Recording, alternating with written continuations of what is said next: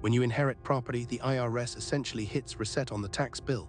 The original owner bought a house for $180,000 in 1995. It's now worth $412,000. That's the 2024 median home price nationally, according to Federal Reserve housing data. Normally, selling that property would trigger a $232,000 capital gain. The heir would owe federal capital gains tax on every dollar of appreciation. But here's what most heirs don't know. Under the step-up basis rule, that inherited property gets a brand new cost basis, the fair market value on the date of death. Sell it the day after inheriting it and there's zero capital gains tax.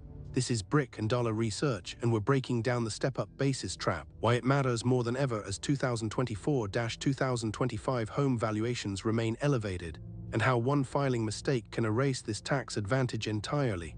Let's start with what step-up basis actually is, because the IRS language is intentionally confusing. When someone dies owning real estate, the heir doesn't inherit the original cost basis, the amount the deceased paid. Instead, the IRS assigns a new basis equal to the property's fair market value on the date of death. That's the step up. It steps the cost basis up from the original purchase price to current market value. Here's the practical impact. Research shows the median home appreciation in markets like the Pacific and Northeast regions exceeded 8% annually from 2012 to 2024. Consider a scenario. A homeowner purchased a rental property in 2005 for $280,000.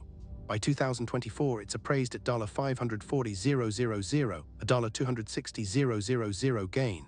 If the owner had sold it while alive, long-term capital gains tax at the federal level, 20% for high-income earners, would equal $52,000, plus state taxes in many jurisdictions. But the heir inherits that property with a new basis of $540,000. If the heir sells immediately, there's no capital gains tax. The holding period essentially resets too. The IRS formalized this in Publication 551, which states, if you inherit property, the basis of the property is generally one of the following: the fair market value of the property on the date of the decedent's death. That language generally is critical. There are edge cases and they matter. First, the valuation date. The estate executor can choose between two dates, the date of death or an alternate valuation date 6 months later. Why would anyone choose 6 months later? If the property value drops, markets shift, local economic data shifts, the lower value becomes the new basis. This is advantageous in down markets. Research from BLS property valuation studies shows regional volatility of 2 to 6% over 6-month periods. In a declining market, waiting that 6 months could lower the stepped-up basis by tens of thousands of dollars, but that lower number is taxable if sold later.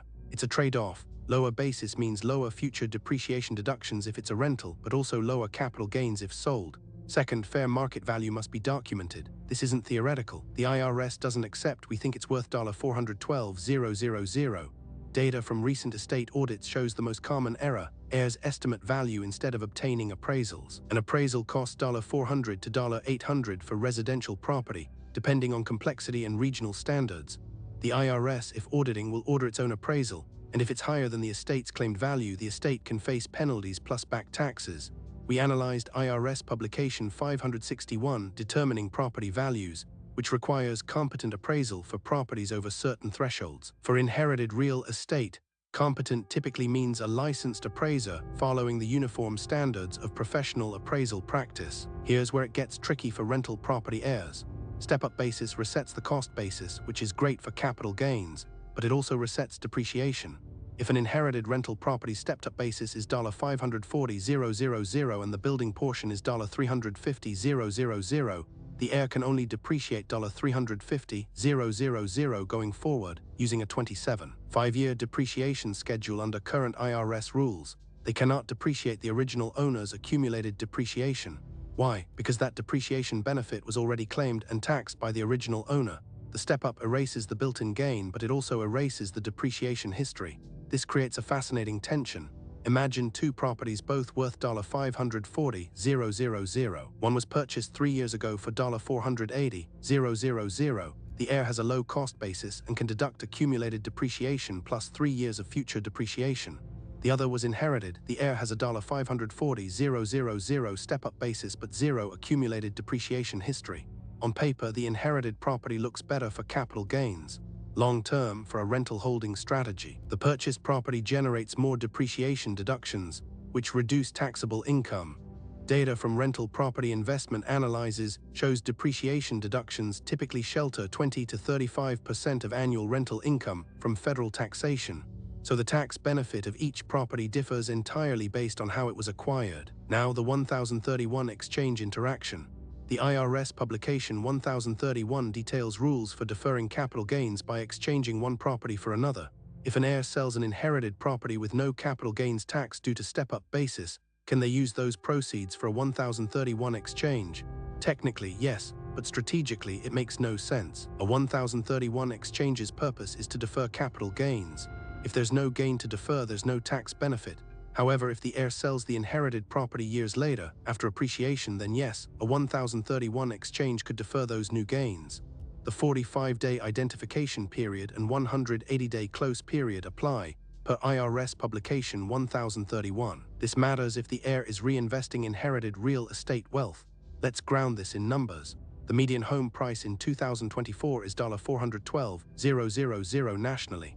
In high-cost markets California, New York, Massachusetts, median prices exceed $750,000. A 2024 Federal Reserve Housing Survey indicates the median age of owned homes is 37 years. That means many homes have appreciated $300,000 to $600,000 since purchase. For heirs in these markets, step-up basis can eliminate 6 figures of capital gains tax in a single transaction.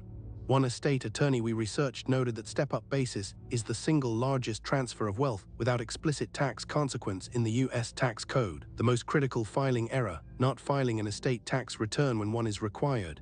If the estate's value exceeds the federal exemption $13.61 million for 2024 per IRS updates, the estate must file Form 706, the federal estate tax return. Even if no estate tax is owed, that Form 706 notifies the IRS of the stepped-up basis. Without it, the heir's later capital gains calculations are weak to audit. The IRS can argue, "Where's your basis documentation? We don't see a Form 706. Suddenly, the burden shifts to the heir to prove fair market value retroactively. Second common error, failing to obtain separate appraisals for land and building. This matters enormously for rental property. The building depreciates, the land doesn't. An appraisal must bifurcate the value. IRS Publication 551 and real-world audit data confirm, appraisals that lump land and building together fail scrutiny. The appraiser should allocate value based on income approach, market approach, or cost approach, methods documented in USPAP standards. Third, not understanding the holding period reset. The IRS measures long-term capital gains by holding period. If an heir inherits a property and holds it for only 6 months, then sells, it's still long-term capital gains because the deceased held it long-term. But this requires proper documentation of the inheritance date and sale date. Some heirs, not understanding this rule, rush sales, creating unnecessary short-term gains or missing the long-term threshold. What about community property states? 9 states, Arizona, California, Idaho, Louisiana, Nevada, New Mexico, Texas, Washington, and Wisconsin allow community property treatment. Under federal tax law, community property receives a step-up in basis for the entire property, not just the deceased spouse's portion. This is a massive advantage over tenancy in common or joint tenancy in common law states, where only the deceased share steps up. Research from state tax boards shows heirs in community property states can reduce capital gains tax by 30 to 50% compared to common law states, depending on the property's appreciation and the deceased's ownership percentage. Here's a realistic scenario. A couple in California owns a rental property worth $540,000. The original purchase price was $280,000. One spouse dies. Under community property law, the entire property receives a $540,000 step-up basis. When the surviving spouse sells, zero capital gains tax is triggered. If that same couple lived in New York, a common law state, and owned the property as joint tenants, only the deceased spouse's 50% share steps up. The surviving spouse's $140,000 cost basis remains unchanged.